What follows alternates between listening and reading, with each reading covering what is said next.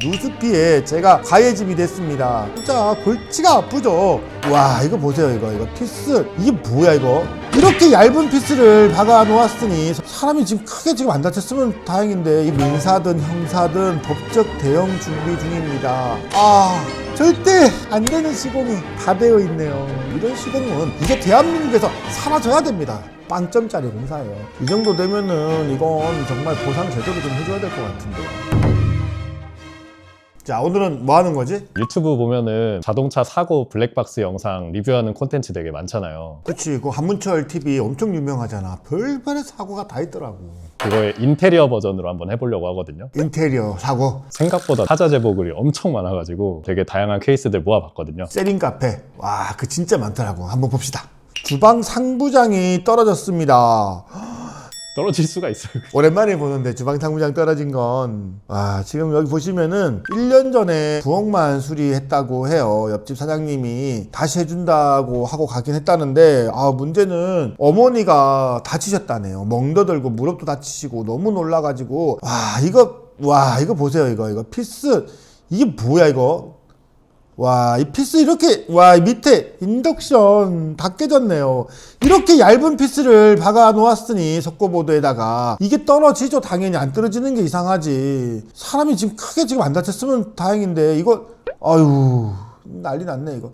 인덕션 박살이 났네요, 전부 다. 글 쓰신 분이 일부러 가벼운 것만 넣어놨는데도 이랬다고. 이게 플라스틱 그릇 이런 거만 넣어놨는데도 떨어질 정도면 엄청나게 잘못 시공한 거죠, 당연히. 이건 상부장을 걸 때 기본적인 지식이 너무 부족해서 그런 거예요. 상부장을 걸 때는 앙카를 써야 돼요. 콘크리트에 앙카가 최소 5cm 이상은 박힐 수 있게끔 앙카를 쳐줘야 돼. 그래야 이 시공목이 튼튼하게 걸리고 그 시공목에다가 상부장을 그는 거예요. 근데 합판 몇 개 그냥 쳐놓고 뭐 이렇게 상부장 걸려고 하시면은 절대로 안 돼. 근데 진짜 여기서 중요한 게 뭐냐, 외벽 쪽에 걸리는 장, 이게 문제예요. 이 외벽 쪽에는 콘크리트 위에 스티로폼 단열재가 있고, 그리고 또 석고보드가 시공이 되어 있기 때문에 이 스티로폼 두께보다 더 깊은 앙카를 박아줘야, 그래야 얘가 걸린다는 거예요.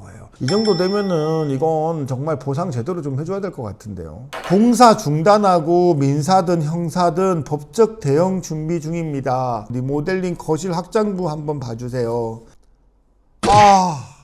절대 안 되는 시공이 다 되어 있네요. 당연히 전체 지금 바닥을 철거를 안 했으니 이 부분에 단열이 될 리가 없죠. 그냥 난방 파이프만 깔았을 뿐이지 이 난방 파이프 열이 추결이 되겠어요? 당연히 여기에서 결로 곰팡이 엄청나게 생길 수밖에 없는 거예요. 이런 시공은 이제 대한민국에서 사라져야 됩니다. 그리고 여기 보시면은 지금 엑셀 파이프를 돌리면서 감아놓은, 고정시켜 놓은 요 철선, 요것도 좀 문제가 될 수 있어요. 얘가 부식이 되면서 구멍이 뚫리는 일이 있습니다. 이 엑셀 파이프가 녹이 슬면서 핀을 쓰거나 케이블 타이를 차라리 쓰세요. 플라스틱 재질을 써요. 플라스틱 재질로 써야 되죠. 그런 걸 써야 되고, 일단 이 파이프 지금 배관해 놓은 것 자체도 너무 문제가 심각해요. 이렇게 이게 골뱅이 방식으로 돌아가지고 나가줘야 한쪽으로 열이 편중되지 않아요. 일단 이 배관하는 방식도 그래요. 여기 지금 바닥에 얇은 단열재라고 표현을 해 놓으셨는데 이건 단열재가 아닙니다. 헷갈리지 마세요. 이건 단열재가 아니라 보양하는 자재예요. 은박 돗자리랑 다를 게 없어요. 은박 돗자리라 보시면 돼요. 은박 돗자리야. 딱 그 표현이 맞습니다. 이건.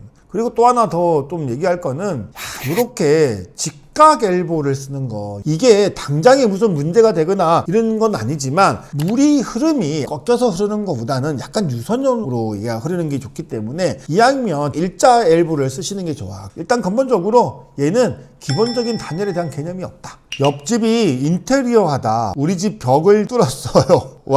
벽면에 금속핀이 엄청나게 튀어나왔다고 글이 올라왔네요. 요 확대해서 보면은 이게 지금 타카핀이 지금 다 박혀 있어요. 422 타카핀인데 옆집에서 뭐 확장공사나 뭐 마감공사를 하면서 타카를 친 게 지금 우리 집으로 지금 다 뚫고 나왔죠. 벽 두께가 좀 있을 거라고 생각하고 그냥 박은 것 같은데, 이 벽은 원래 피난 대피하는 벽이에요. 그러니까 우리가 확장공사를 할 때 항상 이제 이런 부위가 걸려요. 뭘 했길래 저렇게 타카를 많이 박았을까요, 저거에다? 마감 공사를 한 것 같은데, 이거는 422 타카 같은 경우는 이제 석고 칠 때 우리가 쓰는 이제 타카핀인데, 그런데 보통은 이것도 공사를 잘못해서 그래요. 옆집에서도 단열재를 붙여야 되는 게 맞거든. 만약에 확장을 했다 그러면, 그럼 단열재를 붙이고 석고를 만두치고 했다 그러면 타카핀이 나올 리가 없는데, 어쨌든 간에 원상복구를 좀 해달라고 얘기를 해야 됩니다. 아랫집이 물 샌다고 해서 까봤는데 어디가 문제일까요? 다시다 빌라고 와 이게 지금 화장실 앞에 바닥이 장판 밑에까지 다 젖어 있네요. 장판에 물기까지 지금 보이고 있고요. 그리고 화장실을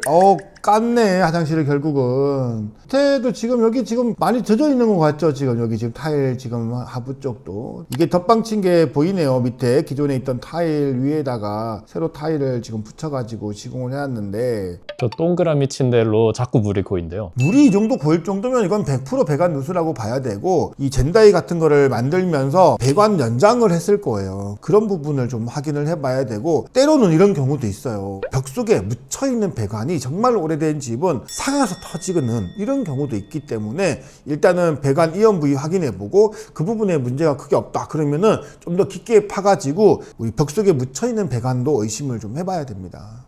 결국 다 까보는 수밖에 없는. 이거는 까부는 수밖에 없고 덧방하고 문제가 없어요. 이 현상만 봤을 때는 배관이 문제다. 윗집에서 타일이 깨졌다고 연락이 왔습니다. 와 저렇게 깨졌다고 합니다. 정말 이런 일 많거든요. 우리 이런 경우도 있어요. 내가 우리 집에 공사를 하고 있는데 저 밑에 한 3계층 5계층 밑에 있는 집에서 갑자기 타일 깨졌다고 연락이 와. 그러면 참 곤란하죠. 내 집에 의해서 깨질 수도 있지만 아파트 외벽에 보세요. 엄청 금이 많이 가 있죠. 콘크리트 자체가 균열이라는 게 갑니다. 거기에다가 타일을 붙여놨단 말이야. 얘는 같이 터질 수밖에 없어요. 이게 시간이 지나면서 생길 수 있는 좀 자연스러운 현상 같은 거예요. 근데 우리 집에 공사를 하면서 이게 직접적으로 연관이 됐다라고 얘기하기 좀 어려운 부분은 있죠. 어쨌든 바로 윗집, 아랫집 같은 경우에는 웬만하면은 시공업체에서 이런 경우에 재시공을 해주거든요. 최대한 비슷한 타일로 서로 선정해서 교체를 하시는 게 좋을 것 같고 원만하게 잘 해결하시기를 이 정도는 원만하게 해결됩니다. 지긋지긋한 누수 이번엔 제가 윗집이에요. 누수로 인해서 위아랫집 문제가 생기면 진짜 골치가 아프죠. 누수 피해 제가 가해집이 됐습니다. 이건 또 뭐지? 에어컨 배관을 발코니 턱 아래에다가 뚫어가지고 실외기에다가 아마 연장을 한 것 같아요. 그런데 하필이면 요 하부 쪽에 밑에 집 발코니 천정에 물샌 흔적이 있네요.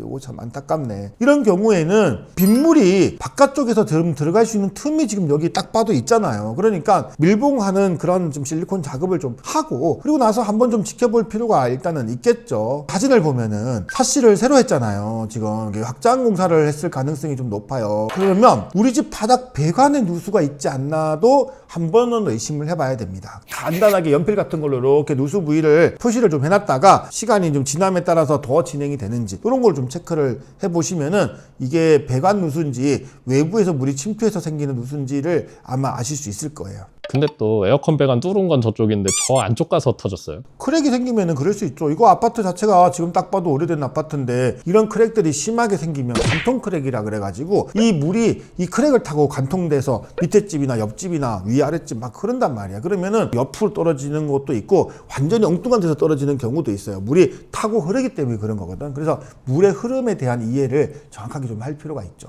구축 아파트 베란다 확장 단열재 이 정도 해도 상관없나요?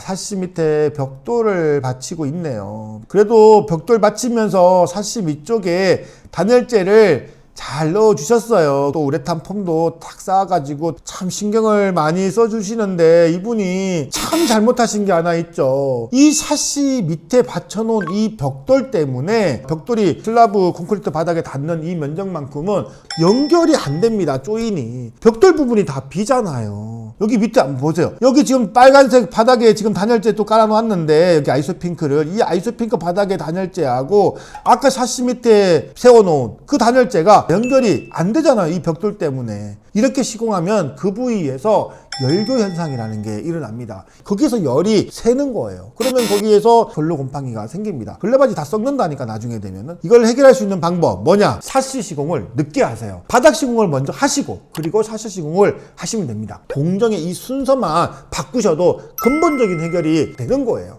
기밀성, 교차 시공, 밀착 시공 이 세 가지만 정확하게 이해하시고 현장에서 이게 시공이 되면 절대로 추울 수가 없어요. 단열 두께가 좀 부족해도 이 세 가지만 지키시면 괜찮다니까요. 인테리어 이후 계속되는 심각한 결로 이건 또 뭔가요? 이건 또 인테리어 시공을 했는데 3개월도 안 된 시점부터 곰팡이가 지속적으로 발생하고 있는 사진을 올리셨어요.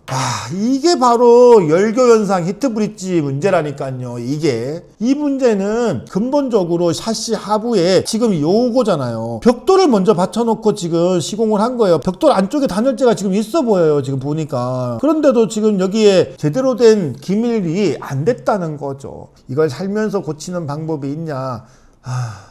없습니다. 뜯어야 됩니다.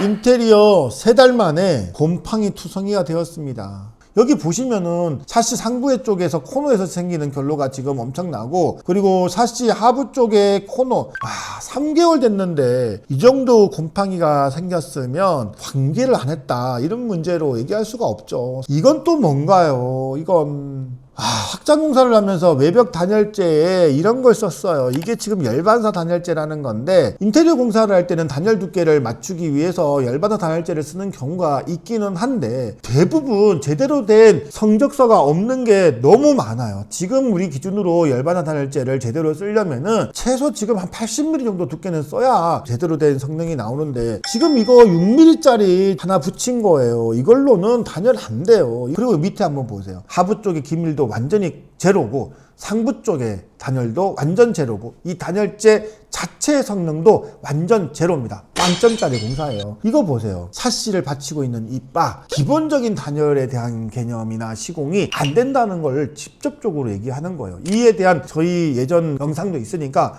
꼭 한번 보세요. 예전에 저희한테 이메일로 보내오신 분도 이렇게 시공을 했단 말이에요. 바닥과 벽을 다 단열재가 감아줘야 되는데, 샤시 밑에 이런 바를 받쳐놓고 하중을 받쳐놓고 있으면 얘를 제거할 수가 없고 단열재 시공이 제대로 될 수가 없죠.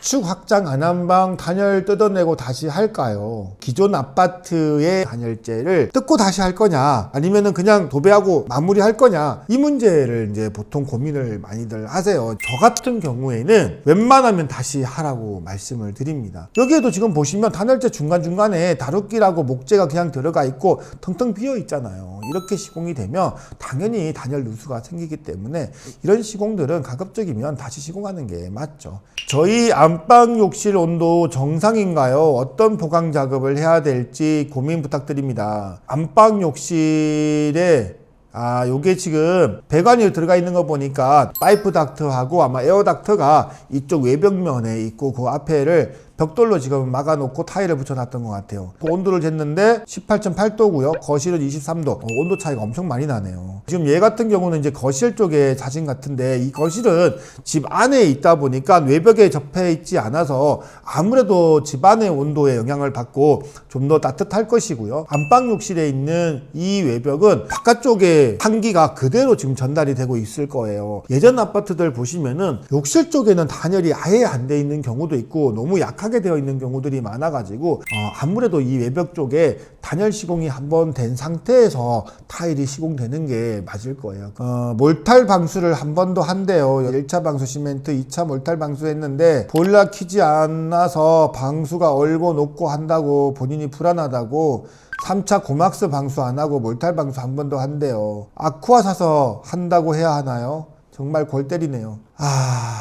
일단 제가 볼 때 방수 작업 자체가 너무 잘못됐습니다. 일단 높이에 대한 기준도 아셔야 되고요. 이렇게 지금 하는 게 아니라 샤워기 하는 부분은 조금 높게, 우리가 1.8m 정도 기준, 샤워하지 않는 부위는 한 1.2m 정도 기준으로 해가지고 방수 높이도 좀 지켜주셔야 되고요. 방수 시공은 물 시공이잖아요. 물 시공할 때는 영하로 떨어질 때는 내부에다가 난방을 좀 돌리셔야 됩니다. 열을 낼 수 있는 깡통이나 열풍기 같은 게 있어요. 내부 온도를 좀 올려줘서 영하로 안 떨어지게끔 절대적으로 그걸 지켜주시는 게 좋고, 그런 다음에 고막스 방수나 또는 아쿠아 방수 같은 걸 하는 거예요. 방수의 재질 자체가 다른 거예요. 고막스나 아쿠아 방수 같은 거는 도막 방수입니다. 비노출 도막 방수여서 액체 방수를 한 거가 나중에 갈라질 수 있기 때문에 그걸 한 번 더 보강하기 위해서 고막스 방수나 이런 아쿠아 방수를 하죠. 예전 영상을 한번, 저희 영상을 한번 이건 참조해서 가지고 방수 공사의 정석 시공들이 어떻게 시공하는지를 좀 참고해 보시면 좋을 것 같습니다. 액방을 했는데 저렇게 해도 되는지 문의드립니다. 물 내려가는 하수도 배관 쪽에 장판 같은 거 돌려놓고 작업해도 되는지. 이거 이렇게 하면 안 돼요. 일단은 기본적으로 배관 인상, 기초 설비를 해줘야 됩니다. 왜냐하면은 배관 인상을 안 해주면은요, 나중에 양변기 같은 거 안 칠 때도 양변기 옆으로 냄새가 엄청나게 새어 나올 수 있어요. 이 배관 인상을 해주시고 그런 다음에 액방을 해주시는 게 정확하게 시공이 됩니다. 저거는 배관 인상 대신에 임시로 둘러놓은 거죠? 그렇죠. 배관 인상을 안 하고 이게 다 밑으로 흘러내릴까봐 지금 장판 같은 거를 이렇게 올려놓은 건데, 이런 시공은 안 하시는 게 좋습니다. 인테리어 한 달 만에 결로 대폭발 도와주세요. 유리하잖아요. 유리 결로가 엄청나게 많이 생겼네요. 완전 사우나인데. 이 정도면은 사우나죠, 정말. 유리가, 이거 봐봐. 유리가, 여기가 지금 사진 보시면은 발코니에 접해져 있는 침실이에요. 그런데 단창으로 시공을 했어.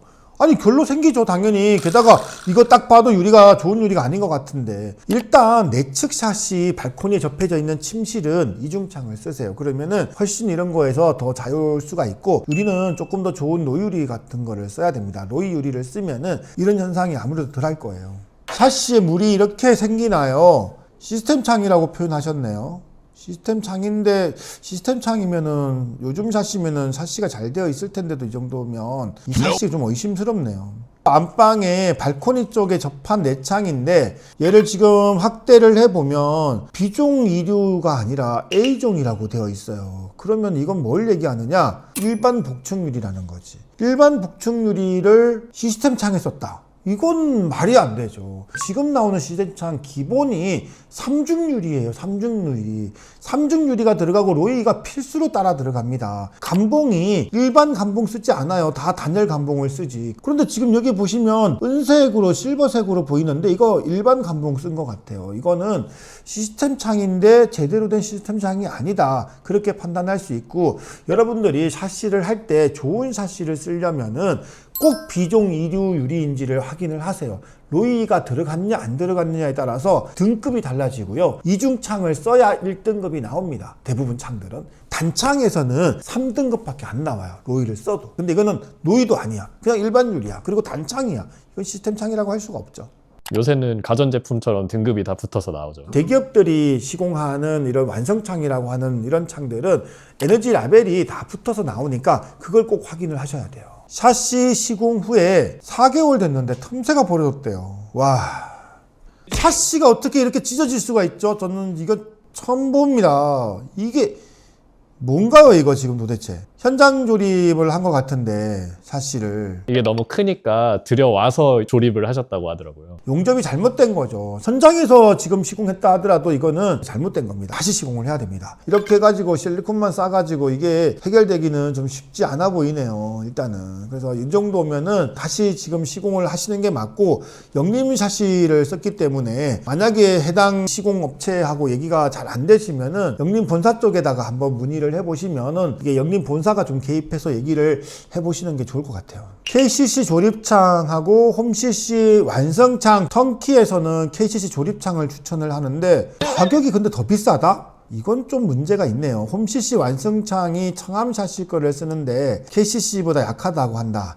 이건 좀 문제가 있습니다. 일단 이 자체가 샤시에서 여러분이 아셔야 될 가장 중요한 거는 프로파일이라고 얘기하는 이 프레임 바보다는 유리가 일단 절대적으로 중요합니다. 창호의 면적을 한번 보세요. 유리의 면적이 절대적으로 넓잖아요. 유리의 성능이 이 샤시의 성능을 좌지우지하는 거예요. KCC 글라스에서 나오는 완성창이라면 KCC 글라스에서 13년 보증을 해주고 있으니까 그럼에도 불구하고 80만 원이 싼 거잖아요. 굳이 이거를 고민할 필요가 있을까요? 완성창을 쓰시고 대신 유리는 무조건 노이 유리 들어간 걸로 쓰세요. 이중창이면 1등급 라벨표가 붙어 있어야 됩니다. 단창일 때는 3등급 라벨표, 이중창일 때는 1등급 라벨표가 붙어 있는 그런 샤시를 완성창을 쓰시면 되는 거예요. 샤시 시공 중인데 우레탄 폼 이 정도면 하자 아닌가요? 우레탄 폼이 제대로 부풀어 오르지 않았네요. 여기 좀 겨울에 시공한 건가? 어떻게 이렇게 돼 있지? 비어 있는 데도 있고요. 이렇게 비어 있으면 안 되죠, 당연히. 우레탄 폼은 팍팍하게 시공이 돼 줘야 됩니다. 그래야 긴밀성이 유지가 되고요. 부풀어 오르는 이 정도를 봤을 때에는 온도에 의한 영향일 수 있어요. 조금 추울 때는 이 우레탄 폼을 데펴가지고 좀 따뜻하게 만들어서 시공을 해야 제대로 발포가 되니까 좀 시공을 좀 주의를 해야 되는데, 요거는 좀 추울 때 시공을 해서 이런 것 같아요. 이대로 지금 실리콘을 쏜다면은 아무래도 단열 기밀이 좀 부족할 수밖에 없습니다. 재료에 대한 이해도가 낮았을 수 있다. 이거에 대해서 이제 재시공을 좀 해라. 이건 잘못됐다. 다시 시공해라. 이렇게 좀 해줘야 되는데, 이 시공 과정에서 관리를 해줘야 될 문제예요. 거실 확장부 샤시 덧창 질문입니다. 덧창 시공이네요. 덧창. 오, 배수구도 지금 샤시 덧창 안에 있고. 난생 처음 보는 샤시가 우리 집 샤시라니 참담한 심정이네요. 와, 참담하네요. 제가 봐도. 일단 덧창 시공 권하지 않습니다. 덧창 시공 하지 마세요. 아무래도 기밀 성능이 떨어질 수밖에 없어요. 완성된 이중창을 시공하는 것과 기존 샤시에다가 하나를 덧대는 게 똑같을 수 있겠어요, 상식적으로? 우리 집 내부의 공간도 많이 줄어들 뿐만 아니라 지금 하부 쪽에 단열 공사가 제대로 시공되어 있지 않는 경우가 너무 많아요. 이 하부 쪽에 뜯어보면은 다 썩어 있을 거예요. 얘는 기본적으로 확장 공사 자체가 잘못됐다, 이렇게 보셔야 되고, 전체적으로 샤시뿐만 아니라 이 바닥 쪽 내측의 단열 시공까지 해도 다시 시공하는 걸로 제안드립니다. 물론 현장마다 상황이 다 다릅니다. 모든 문제의 상황을 제가 맞다 틀리다 단정 지을 수는 없어요. 그런데 기본적인 개념도 모른 채로 시공되어지니까 소비자들은 울고 있습니다. 고통스럽다고요. 이제 그냥 당하고 있으면 안 되는 겁니다. 정보 지식도 적극적으로 습득하셔야 되고요. 그래도 아직 어려운 부분이 있다면 저희 댓글이나 오렌지블록 메일로 제보를 주시면은 빠르게 피드백 드리면서 여러분 판단에 도움이 될 수 있게끔 노력해 보겠습니다. OBM 이코치였습니다.